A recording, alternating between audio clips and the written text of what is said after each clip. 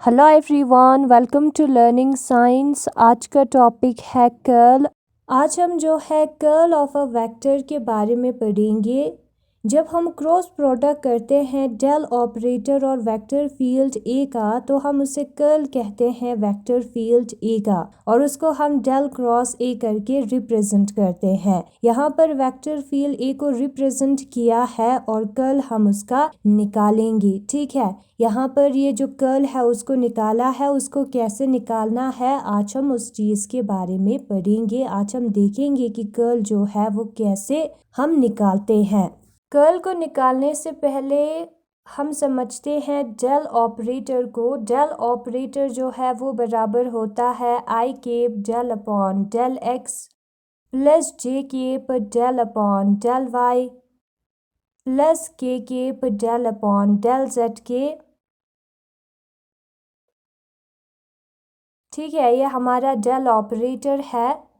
Now हम consider करते हैं एक स्केलर फील्ड को या स्केलर फंक्शन को। ठीक है, जिसको हम फाई से रिप्रेजेंट करेंगे। किससे रिप्रेजेंट करेंगे? फाई से।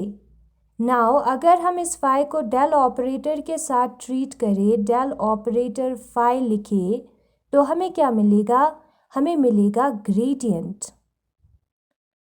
डेल फाई को हम ग्रेडियंट कहते हैं, और ये जो फाई है वो एक स्केलर क्वांटिटी है, और इसको जब हम डेल ऑपरेटर के साथ ट्रीट करते हैं तो हमें जो है एक वेक्टर क्वांटिटी मिलता है। तो जब भी कभी हमें वेक्टर क्वांटिटी निकालना होगा किसी स्केलर फंक्शन का, तो उसका हम डेल ऑपरेटर के साथ ट्रीट करेंगे। फिर उसके बाद हम कंसिडर करते हैं एक वेक्टर फील्ड को या वेक्टर फंक्शन को। सपोज करते हैं हमारे पास एक वेक्टर फील्ड है जिसको हम रिप्रेजेंट करेंगे ए वेक्टर के साथ। ठीक है, हमारा वेक्टर फंक्शन है ए वेक्टर। ना अगर हम इसको डेल ऑपरेटर के साथ ट्रीट करें तो क्या मिलेगा हमें? डेल ऑपरेटर के साथ हम इसको डॉट प्रोडक्ट करते हैं।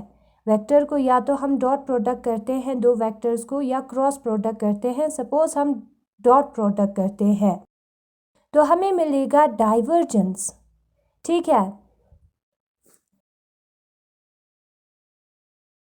और अगर हम इस ए वेक्टर का क्रॉस प्रोडक्ट करें डेल ऑपरेटर के साथ, डॉट नहीं क्रॉस हमें याद रखना है, तो हमें क्या मिलेगा?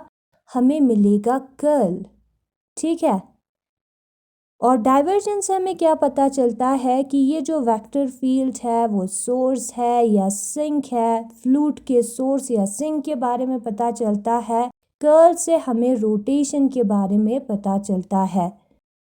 डॉट प्रोडक्ट से हमें क्या मिलता है? एक स्केलर क्वांटिटी मिलता है डॉट प्रोडक्ट से। तो डाइवर्जेंस जो है डॉट प्रोडक्ट से हमें मिला है ए वेक्टर का डॉट प्रोडक्ट करके डेल ऑपरेटर के साथ, तो ये एक स्केलर क्वांटिटी होगा, एक स्केलर होगा। जबकि कर्ल जो है वो एक वेक्टर होगा, एक वेक्टर क्वांटिटी होगा, मतलब कि इसका कोई डायरेक्शन होगा। ठीक है, स्केलर का कोई डायरेक्शन नहीं होता है, वेक्टर का डायरेक्शन होता है। यही डिफरेंस है। वेक्टर क्वांटिटी है मतलब कि इसका कोई डायरेक्शन होगा। कर्ल ऑफ अ वेक्टर का डेफिनेशन हम लिखते हैं सबसे पहले। जो क्रॉस प्रोडक्ट होता है डेल ऑपरेटर और वेक्टर फील्ड ए का, उसी को हम कर्ल कहते हैं वेक्टर फील्ड ए का। और उसको हम कैसे रिप्रेजेंट करते हैं?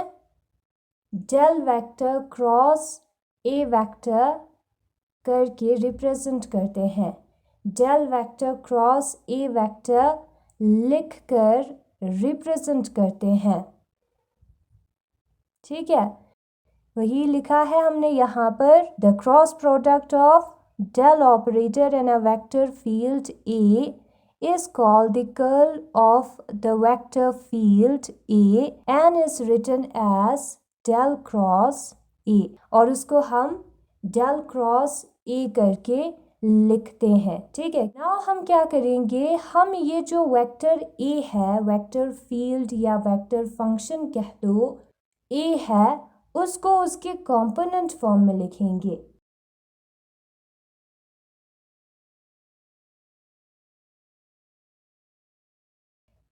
ए वेक्टर लिखते हैं हम। ए वेक्टर जो है वो बराबर होता है ए एक्स आई केप प्लस ए वाई जे केप प्लस ए जेड के केप के। यही हमारा कंपोनेंट फॉर्म है। ठीक है, नाउ हम निकालते हैं कर्ल इस वेक्टर ए का। अब ये जो कर्ल है वो है डेल ऑपरेटर से क्रॉस प्रोडक्ट करना इस वेक्टर ए को। तो ये जो del operator cross A vector field है वो कितना होगा, डेल ऑपरेटर का वैल्यू हम लिखेंगे that is I cap del upon del X plus J cap del upon del Y plus K cap del upon del Z. Cross product हम लिखेंगे, ए vector का हम वैल्यू लिखेंगे जो कि यहाँ पर दिया है ए एक्स आई केप प्लस ए वाई जे केप प्लस ए जेड के केप। ठीक है, क्रॉस प्रोडक्ट दिया है, डॉट प्रोडक्ट नहीं है। डॉट प्रोडक्ट होता तो मेथड अलग होता। क्रॉस प्रोडक्ट में हमें क्या करना है, सबसे पहले आई केप जे केप और के केप को हमें लिखना है, तो हम लिखेंगे। फिर उसके बाद हम जो है आई केप के आगे जो टर्म है उसको लिखेंगे del upon del x, j cap के आगे जो टर्म है उसको लिखेंगे डेल अपॉन डेल वाई और डेल अपॉन डेल जेड। उसके बाद हमें लिखना है ए एक्स जो आई केप के आगे है, फिर हम लिखेंगे ए वाई जो कि जे केप का कंपोनेंट है और हम लिखेंगे ए जेड, और इसका हमें निकालना है डिटर्मिनेंट। क्रॉस प्रोडक्ट में हम डिटर्मिनेंट निकालते हैं, तो इसका हमें निकालना है डिटर्मिनेंट। डिटर्मिनेंट निकालने के लिए सबसे पहले हम लिखेंगे आई केप, और जिस रो और कॉलम में आई केप प्रेजेंट है उसको हमें नहीं लिखना है, उन टर्म्स को हमें नहीं लिखना है। तो जो टर्म बचता है उसको हम लिखेंगे del upon del Y del upon del Z A Y और ए जेड। ठीक है, फिर उसके बाद आएगा माइनस जे केप।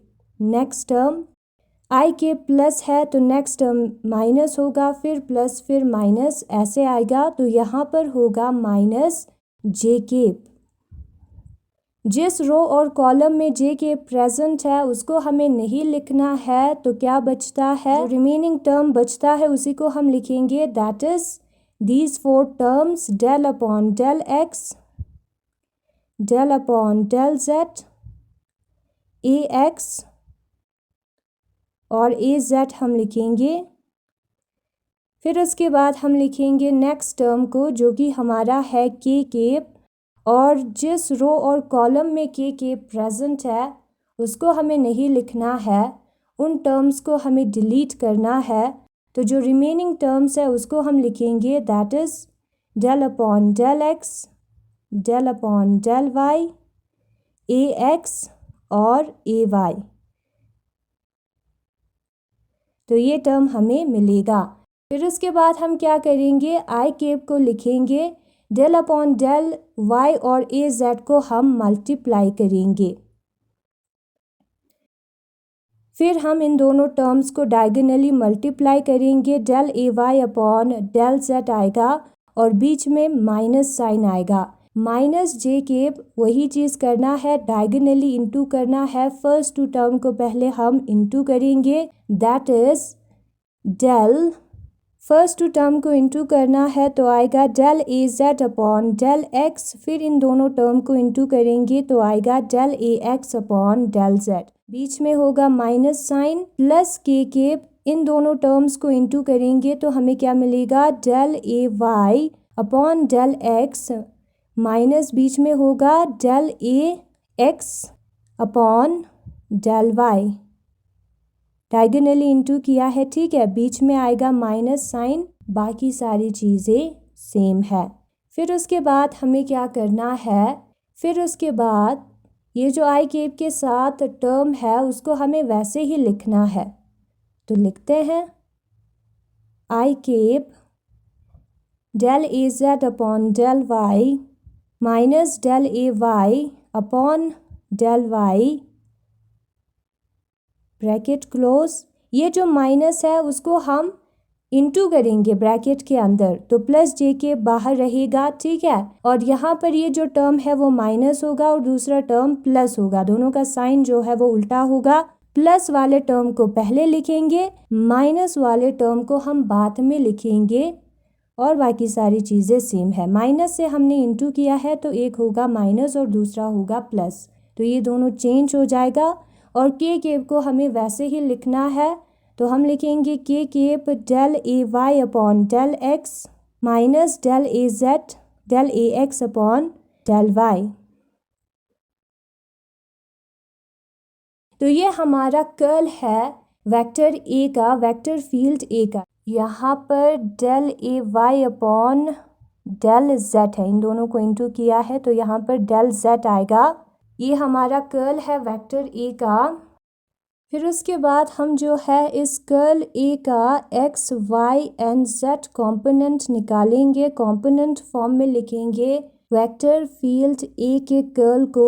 नाउ हम क्या करेंगे, ये जो कर्ल है कर्ल ए उसका कॉम्पोनेंट्स लिखेंगे, एक्स वाई और जेड कॉम्पोनेंट्स लिखेंगे। कर्ल ए का वैल्यू यहाँ पर दिया है, ये जो है हमारा एक्स वाला कॉम्पोनेंट है और ये जो है हमारा y वाला कंपोनेंट है और ये जो है हमारा z वाला कंपोनेंट है जो कि के केप के पास प्रेजेंट है, ठीक है। तो सबसे पहले हम लिखेंगे कर्ल का फॉर्मूला जो कि डेल क्रॉस ए होता है। नाउ हमें x कंपोनेंट वाले का मैग्नीट्यूड लिखना है, तो ब्रैकेट में x लिखेंगे, ठीक है, और उधर हम एब्सोल्यूट साइन लगाएंगे। एब्सोल्यूट का मतलब होता है मैग्नीट्यूड। यहाँ पर ये जो आई केप है वो रिप्रेजेंट करता है डायरेक्शन को। कौन से डायरेक्शन को? एक्स एक्सिस जो डायरेक्शन है उसको रिप्रेजेंट करता है, और ये जो ब्रैकेट में टर्म है वो उसके मैग्नीट्यूड को रिप्रेजेंट करता है, एक्स डायरेक्शन में मैग्नीट्यूड को रिप्रेजेंट करता है। तो यहाँ पर हमें एक्स वाला कॉम्पोनेंट निकालना है कर्ल का, यही होगा del A Z upon del Y minus del A Y upon del Z होगा, और ये हमारा जो है कर्ल का एक्स वाला कॉम्पोनेंट है। उसी तरीके से अगर हमें y वाला कॉम्पोनेंट लिखना है तो सबस्क्रिप्ट में हमें लिखना होगा y, और उसका हम मैग्नीट्यूड लिख रहे हैं। मैग्नीट्यूड जो है वो ये वाला टर्म है del A X upon del Z minus del A Z upon del X. उसी तरीके से हमें कर्ल निकालना है z वाले कंपोनेंट का, तो हम कर्ल के फॉर्मूला के सबस्क्रिप्ट में z लिखेंगे और के केप के पास जो मैग्नीट्यूड प्रेजेंट है उसको हम लिखेंगे, वही रिप्रेजेंट करता है z एक्सिस में z डायरेक्शन में जो मैग्नीट्यूड है, ठीक है। तो यही है हमारा कंपोनेंट्स एक्स वाई और z कंपोनेंट्स कर्ल ए का, जो कि del A X upon del Y minus del A Y upon del Z है एक्स वाला कंपोनेंट। वाई वाला component del A X upon del Z minus del A Z upon del X है, और Z वाला component del A Y upon del X minus del A X upon del Y है, ठीक है। तो वही यहाँ पर दिया है x y and z components of curl A are given by, ये जो कर्ल ए है उसका एक्स वाई और जेड कॉम्पोनेंट यहाँ पर दिया है। Curl of a vector field is a vector quantity. एक वेक्टर फील्ड का जब भी कभी हम कर्ल निकालते हैं तो हमें एक वेक्टर क्वांटिटी मिलता है। वेक्टर क्वांटिटी मीन्स एक ऐसा क्वांटिटी जिसका मैग्नीट्यूड के साथ किसी पर्टिकुलर नंबर के साथ डायरेक्शन भी हमें पता हो, ठीक है, तो उसी को हम वेक्टर क्वांटिटी कहते हैं। फिर उसके बाद यहाँ पर लिखा है figure 1.9 shows the vector field which curls around a point O. ये जो फिगर है वो एक वेक्टर फील्ड दिखा रहा है, ये हमारा वेक्टर फील्ड है। यहाँ पर हर पॉइंट जो है एक वेक्टर को रिप्रेजेंट करता है। ये रीजन में बहुत सारे वेक्टर्स है, ये रीजन में हर पॉइंट एक वेक्टर को रिप्रेजेंट करता है, और ये जो है क्या हो रहा है, कर्ल फॉर्म कर रहा है ओ के अराउंड, इसलिए ये हमें जो है कर्ल के बारे में बताता है, एक वेक्टर फील्ड के बारे में बताता है जो कि कर्ल कर रहा है पॉइंट ओ की तरफ। ये जो सारे वेक्टर्स है वो ऐसा लग रहा है कि रोटेट कर रहा है ओ की तरफ, इसका डायरेक्शन जो है कर्ली डायरेक्शन है। कर्ल जो है हाइड्रोडायनेमिक्स में लिक्विड के रोटेशन के साथ एसोसिएट होता है, रिलेट होता है। हाइड्रोडायनेमिक्स में जब भी हम रोटेशन को कंसिडर करते हैं तब हम कर्ल के बारे में कंसिडर करते हैं। So it is also term as rot, इसलिए कर्ल को हम रोट भी कहते हैं। रोट जो है वो रोटेशन से आता है।